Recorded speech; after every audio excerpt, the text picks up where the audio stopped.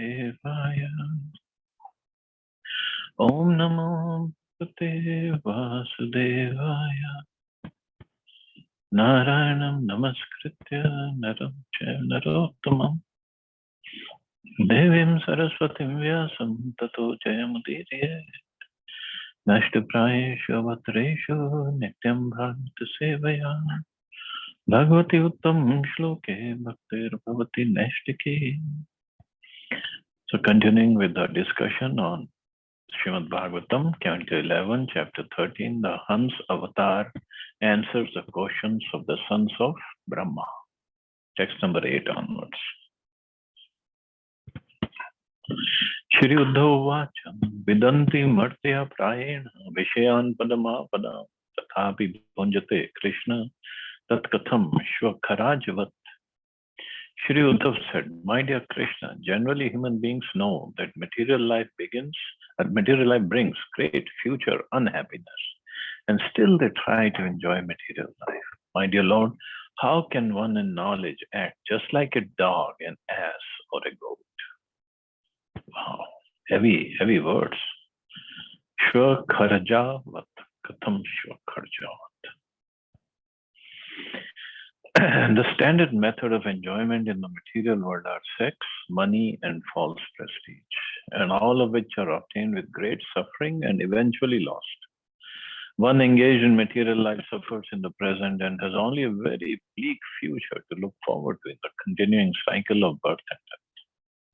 Thus, how can human beings who have seen these things and know them very well continue to enjoy life like dogs, asses, and goats?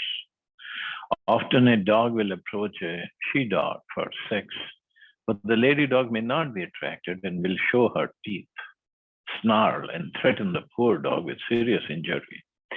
Still, he goes about his business trying to get a little sex pleasure. Similarly, many times a dog risks being beaten or shot while stealing some food in a place where he knows he should not go. The ass is very attracted to the she-ass, but the lady ass often kicks him in the legs. Similarly, the ass's master gives the ass a handful of grass, which the poor ass could get anywhere, and then burdens him with great loads. The goat is generally raised for slaughter, and even when the goat is brought into the slaughterhouse, he shamelessly goes after the lady goat to get sex pleasure. In this way, even at the risk of being shot, bitten, beaten, and slaughtered, animals persist in the foolish sense gratification. How can an educated human being commit himself to such a condemned way of life, wherein the result is practically the same as that of the animals? If by cultivating the mode of goodness one's life is filled with happiness, enlightenment, and future rewards, why would anyone cultivate the modes of ignorance? This is Uddhav's question. So previously Krishna had explained one should remain in goodness, and for whatever one has to do to remain in goodness, one should do. But now Uddhavji is asking, okay, Krishna, you saying we should remain in goodness, but people act like asses, dogs, and goat. Why?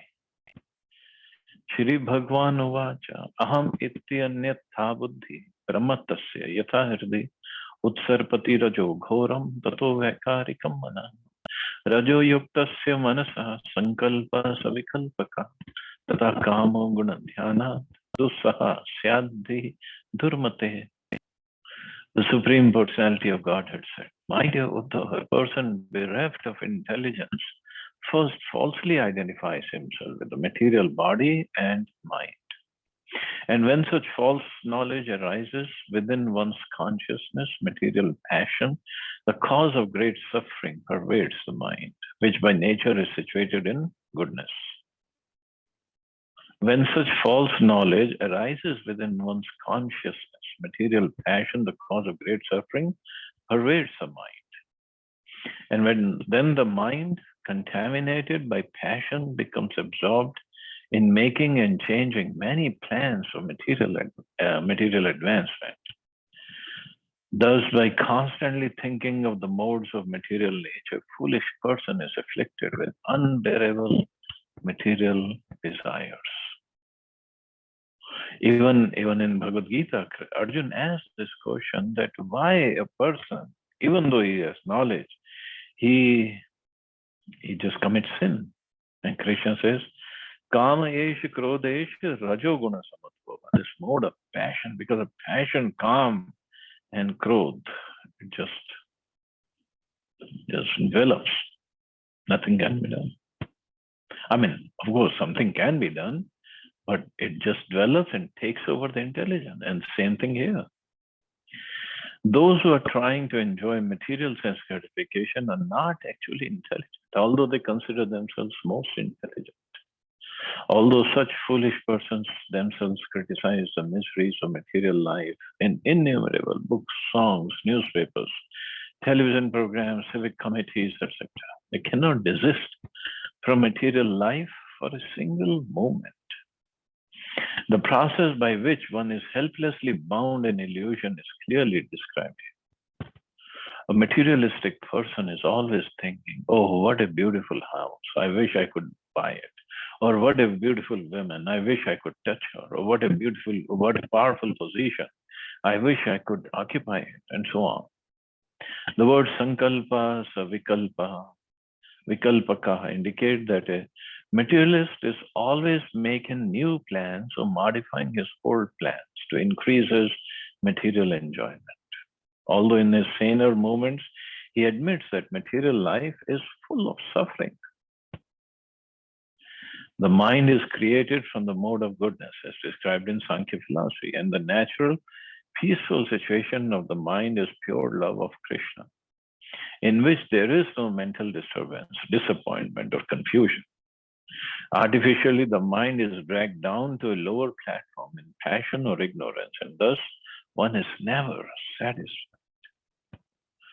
So somehow or other, we have to keep the mind in the mode of goodness. So for that, we have to work hard. Karoti kama vashaga karamani vijitendriya dukhodarkani sampashyan rajo vega vimohita. One who does not control the material senses comes under the control of material desires and is thus bewildered by the strong waves of the mode of passion. Such a person executes material activities, although clearly seeing that the result will be future unhappiness. So by continuing, carrying on with material activities, we can see nobody has been happy. Of course, this has become the standard of happiness. If you have good house, good car, lots of money in the bank, and the money to show off, and a good family, that is the barometer of happiness. Now, but really, does it give us happiness? It's just because we haven't tried the spiritual happiness. That's why we think these things will give me happiness, because this is how the society is working. This is how the society is moving. But the spiritual happiness is a real happiness. But to shift gears and take that car or the vehicle on the spiritual path, all of a sudden leaving the material, it's not practical. So slowly, gradually, when we taste spiritual happiness, automatically the detachment will happen. And then slowly definitely our material activities will take the back seat and spiritual activities come in the front. Duties will still be done. I'm not saying duties should not be done, but slowly it will happen. And let it happen gradually, organically. Nothing wrong with that. Rajastamobhyam yadapi vidvan vikshipta dhipuna atandrito manoyunjan dosha drishtirna sajjate. Although the intelligence of a learned person may be bewildered by the modes of passion and ignorance, he should again carefully bring the mind under control.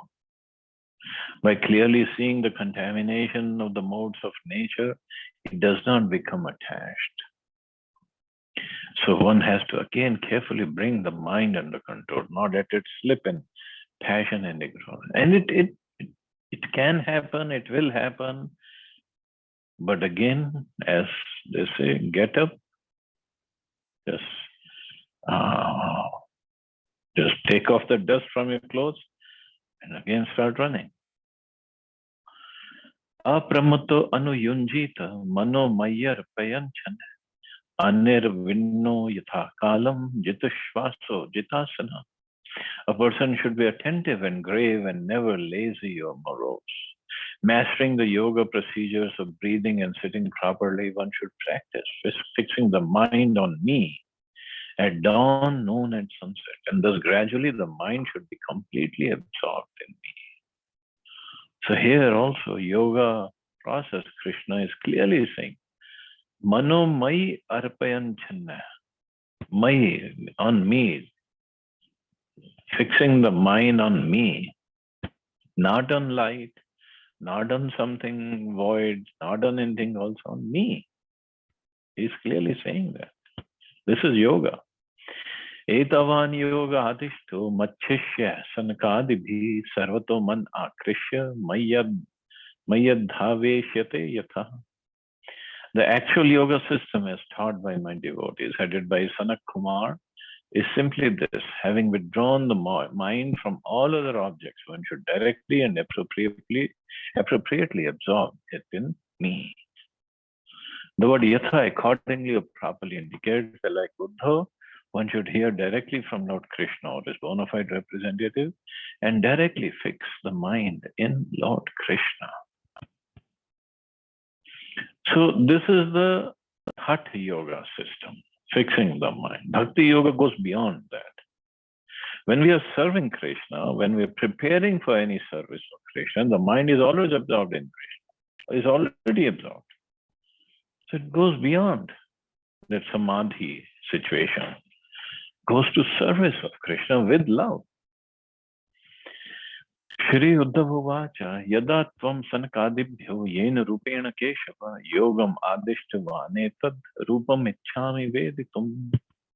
Shri Uddhava said, my dear Keshava, at what time and in what form did you instruct the science of yoga to Sanak and his brothers? I now desire to know about these things. So Sanak, Sanatan, Sanandan, and Sanat Kumar. So four brothers, Kumar brothers, sons of Brahma, and Uddhavji wants to know, when did you teach them? Shri Bhagwan Uvacha Putra Hiranya Garbhasya Manasa Sanakadaya Papruchu Pitaram Sukshmam Yogasya Kanti Kimagatim. The Supreme Personality of God had said, once the mental sons of Lord Brahma, namely the sages headed by Sanak, inquired from their father about the difficult subject matter of the supreme goal of yoga. Sankadeya uchu guneshva vishate cheto gunashetasi cha prabho katham anya santyago mumuksho rati titirsho. The sages headed by Sanak said, O Lord, people's minds are naturally attracted to material sense objects, and similarly, the sense objects in the form of desire enter within the mind. Therefore, how can a person who desires liberation, who desires to cross over activities of sense gratification, destroy this mutual relationship between the sense objects and the mind? Please explain this to us. As described above, as long as one is a conditioned soul, the modes of material nature manifested in the form of sense objects constantly disturb the mind. And by their harassment, one is deprived of the actual perfection of life.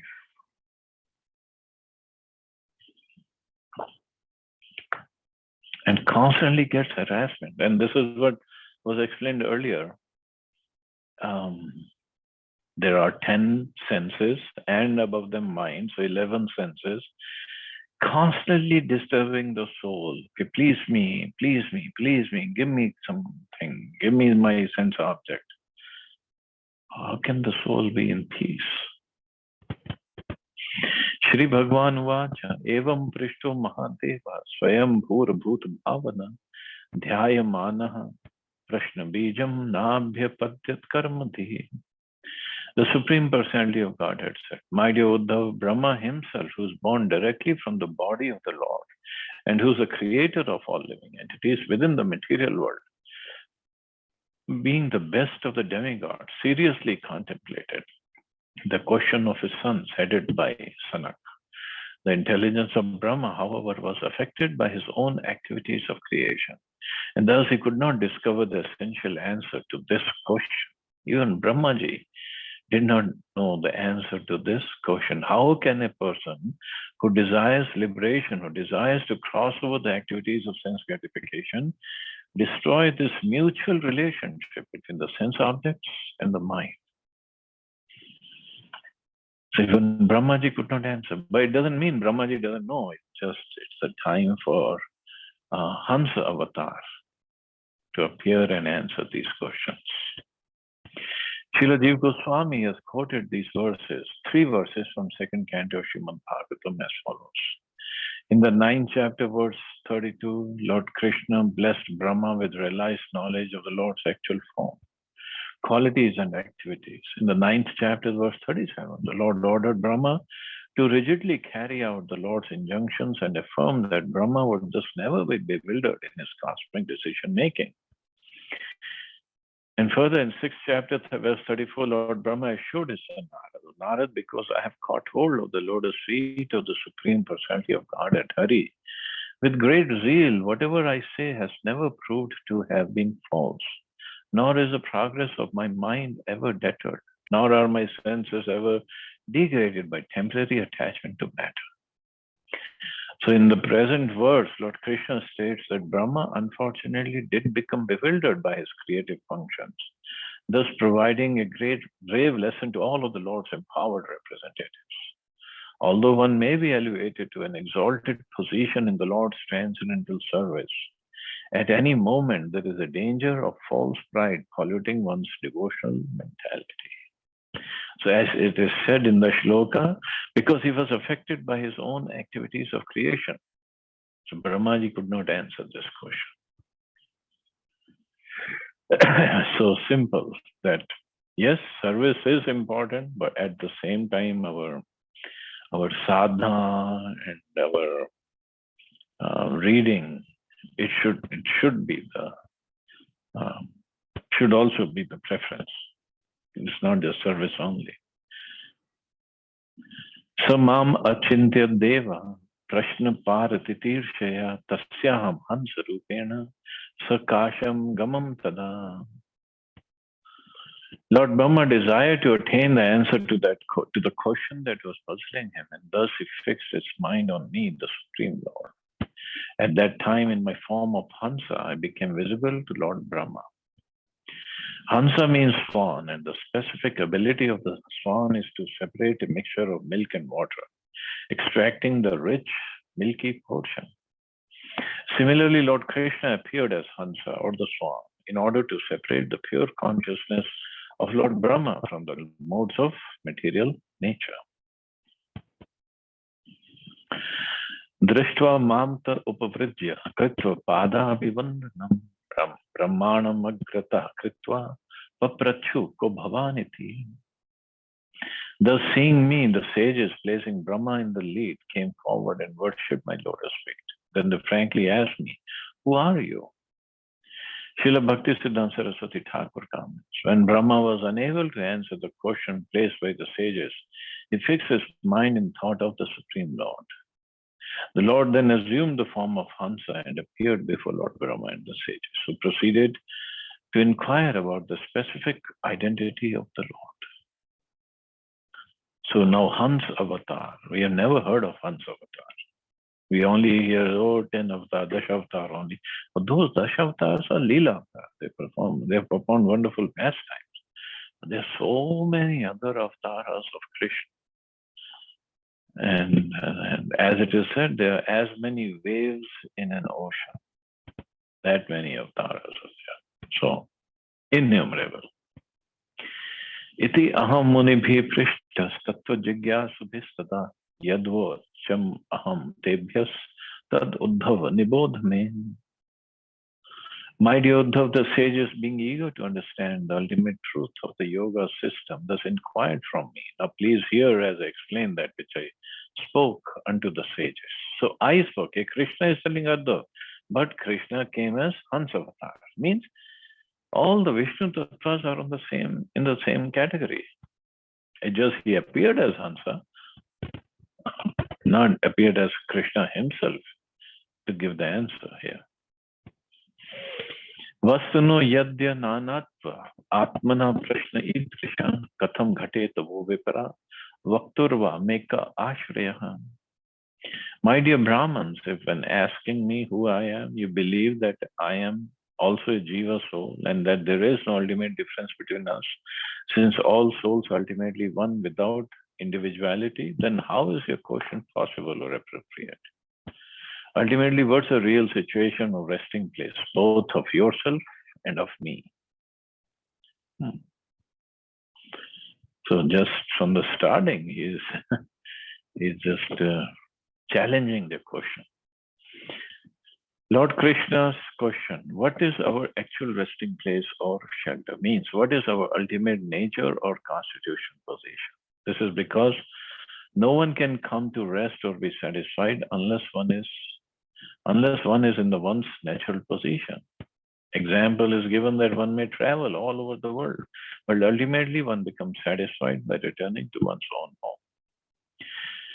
So by inquiring about the shelter or resting place of himself and the Brahman, the Lord is indicating the eternal constitutional position of every living entity. So because the sages asked him question, who are you? So there are many parts of that question. So Krishna is Hansa avatar is answering.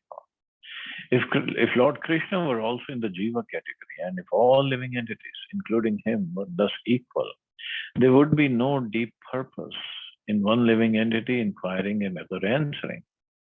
So if all were conditioned souls, then the conditioned souls make mistakes. So what's the point in asking questions? We can get the wrong answers.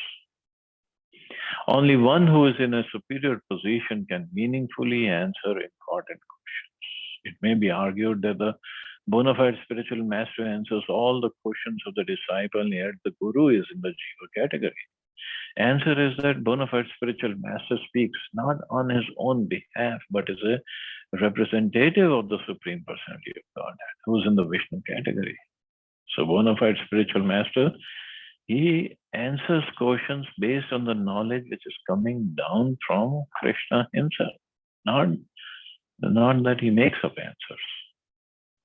A so-called guru speaking on his own behalf as a jiva soul is useless and is unable to meaningfully answer serious questions. Thus the sage's questions, Ko Bhavan, who are you, indicates that the Supreme Personality of Godhead is eternally an individual person. And because the sages headed by Lord Brahma offered obeisances and worshipped the Lord, it's understood that he is the Supreme Personality of Godhead.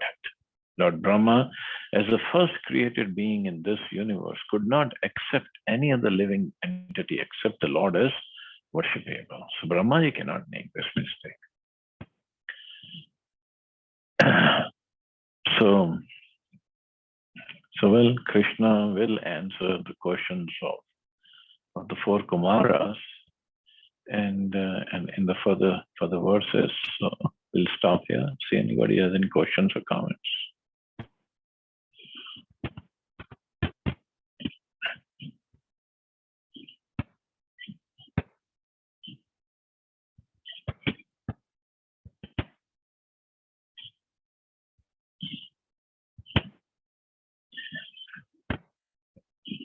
Okay, so we'll stop here. You all have a safe and wonderful day. Hare Krishna.